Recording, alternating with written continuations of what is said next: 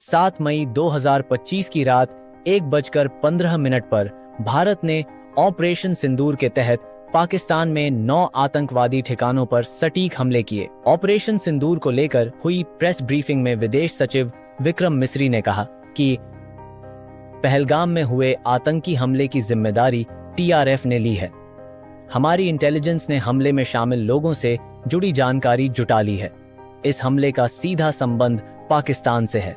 उन्होंने स्पष्ट किया कि पाकिस्तान द्वारा आतंकवादियों के खिलाफ कोई ठोस कदम नहीं उठाए जाने के कारण भारत को यह कार्रवाई करनी पड़ी। भारत की कार्रवाई केंद्रित और सटीक थी, जो नपी तुली और अनऑफेंसिव नेचर की थी। किसी भी पाकिस्तानी नागरिक, आर्थिक या सैन्य प्रतिष्ठान को निशाना नहीं बनाया गया, बल्कि केवल आइडेंटिफाइड आतंकी शिविरों को ही निशाना बनाया गया। भारतीय सेना की अधिकारी कर्नल सोफिया कुरैशी ने बताया कि भारतीय सेना ने ऑपरेशन को रात 1 बजे से 1:30 बजे तक चलाया। इस कार्रवाई में मसूद अजहर के भाई के परिवार के 14 लोग मारे गए, जिसमें रूफ का बेटा हुज़ैफा भी शामिल है।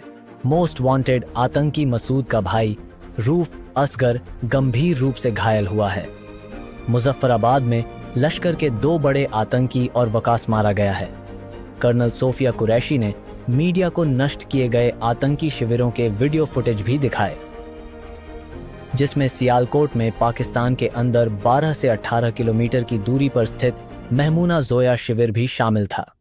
उन्होंने बताया कि यह हिजबुल मुजाहिदीन के सबसे बड़े शिविरों में से एक है, जो कठुआ, जम्मू क्षेत्र में आतंकवाद फैलाने के नियंत्रण केंद्रों में से एक रहा है। इसी कैंप ने पठानकोट वायुसेना बेस कैंप पर हमले की योजना बनाई थी। भारतीय सेना के बयान के अनुसार ऑपरेशन सिंदूर के तहत पाकिस्तान में 5 और पीओके में 4 आतंकवादी ठिकानों को निशाना बनाया गया। एनडीटीवी ने रिपोर्ट किया कि भारतीय वायुसेना ने इस अभियान में स्कैल्प क्रूज मिसाइल, हैमर बम और अन्य उच्च सटीक हथियारों का इस्तेमाल किया। हमलों में जैश-ए-मोहम्मद, लश्कर-ए-तैयबा और हिजबुल मुजाहिदीन जैसे आतंकवादी संगठनों के प्रशिक्षण शिविरों को निशाना बनाया गया, जो भारत में कई आतंकी हमलों के लिए जिम्मेदार माने जाते हैं। हमलों के तुरंत बाद पाकिस्तानी सेना ने दावा किया कि इन हमलों में कम से कम 8 लोग मारे गए और 35 से अधिक घायल हुए हैं, जिनमें कुछ नागरिक भी शामिल हैं। उन्होंने यह भी दावा किया कि भारत ने 9 जगहों पर 24 सर्जिकल स्ट्राइक की हैं, जिसमें अहमदपुर ईस्ट और मुजफ्फराबाद में 7, कोटली में 5, मुरीदके में 4, सियालकोट, कोटली लोहारा और शक्करगढ़ में 2-2 स्ट्राइक की गईं। पाकिस्तानी मीडिया संस्थानों ने बहावलपुर की जामी मस्जिद सुबहान अल्लाह पर भी एयर स्ट्राइक की बात कही है, जिसे जैश-ए-मोहम्मद का हेडक्वार्टर बताया जाता है।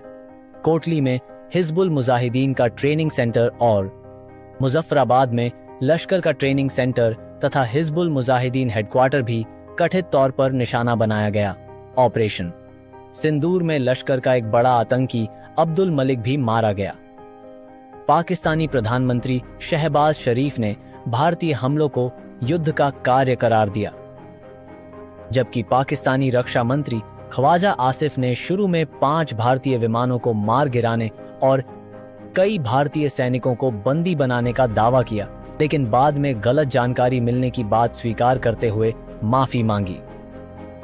हालांकि उन्होंने यह भी कहा कि अगर भारत हमले रोकता है तो पाकिस्तान कोई जवाबी कार्रवाई नहीं करेगा। पाकिस्तान ने सुरक्षात्मक कार्रवाई करते हुए अपने हवाई क्षेत्र को 48 घंटों के लिए बंद कर दिया है। इस स्ट्राइक के बाद से पाकिस्तान की ओर से सीमा पर सीज फायर का उल्लंघन करते हुए गोलीबारी की जा रही है, जिससे पुंछ में 6 भारतीय नागरिकों की मौत हो गई है। भारत की जवाबी कार्रवाई में पाकिस्तान के 9 लोगों के घायल होने की पुष्टि हुई है। गृह मंत्री अमित शाह ने बीएसएफ के डीजी एलजी मनोज सिन्हा और सीएम उमर अब्दुल्ला से फोन पर बात की और सीमा के पास रहने वाले नागरिकों को सुरक्षित स्थानों पर बंकरों में शिफ्ट करने के निर्देश दिए।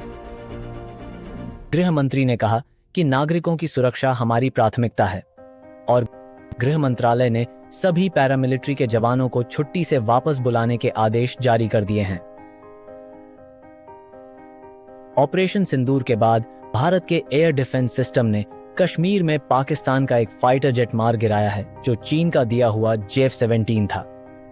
भारत ने हमलों के तुरंत बाद अमेरिका, ब्रिटेन, सऊदी अरब, यूएई और रूस जैसे प्रमुख वैश्विक भागीदारों को सूचित किया ताकि पाकिस्तान द्वारा प्रस्तुत किए जा रहे झूठे दावों का खंडन किया जा सके। अमेरिकी राष्ट्रपति ट्रंप ने कहा कि पूरी दुनिया को पता था कि भारत जवाबी कार्रवाई करेगा और वह इससे जरा भी आश्चर्यचकित नहीं है। संयुक्त राष्ट्र महासचिव एंटोनियो गुटेरेस ने दोनों देशों से संयम बरतने और तनाव को कम करने की अपील की है। रूस, फ्रांस और इजराइल ने आतंकवाद के खिलाफ भारत की कार्रवाई का समर्थन किया है, जबकि अरब देशों ने भारत और पाकिस्तान से बातचीत से तनाव कम करने की अपील की है।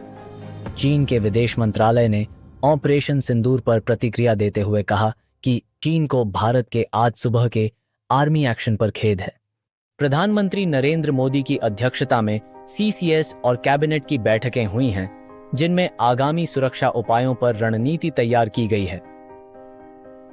पाकिस्तान और पीओके में ऑपरेशन सिंदूर को लेकर विदेश मंत्री एस जयशंकर ने एक्स पर लिखा, विश्व को आतंकवाद के प्रति जीरो टॉलरेंस दिखाना चाहिए। भारत ने यह स्पष्ट कर दिया है कि वह आतंकवाद के खिलाफ किसी भी हद तक जाकर कार्रवाई कर सकता है। अब आतंक पर जीरो टॉलरेंस की नीति अपने चरम पर है। हम सभी भारतीय अपने देश की सेना और सरकार के साथ मिलकर खड़े हैं और देश के लिए बलिदान देने को तैयार हैं।